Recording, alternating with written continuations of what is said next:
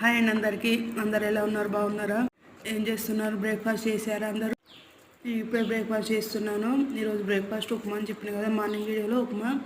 పిల్లలు తిన్నారు, తిని రెడీ అయ్యి స్కూల్కి వెళ్ళారు. మా ఆయన డ్యూటీకి వెళ్ళారు. పిల్లలకు లంచ్ కోసం ఆలు రైస్ పెట్టిన. పాప పిల్లలు ఈరోజు వేళ్ళు స్కూల్కు. మండే పోతే మళ్ళీ మండే పోయారు. పిల్లలకు ఫుల్ ఫీవరు, అసలు తట్టుకోలేకపోయారు పిల్లలు. జ్వరాలు, అందులోనే వర్షాలు.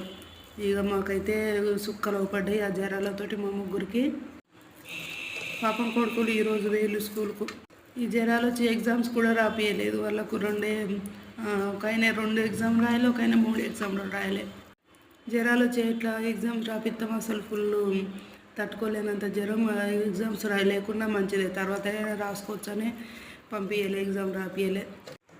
ముందు ఆరోగ్యం చూసుకోవాలి, తర్వాత స్టడీ ఏదైనా చూసుకోవచ్చు. వాళ్ళు మంచిగా ఉంటే మనం మంచిగా ఉంటాం కదా.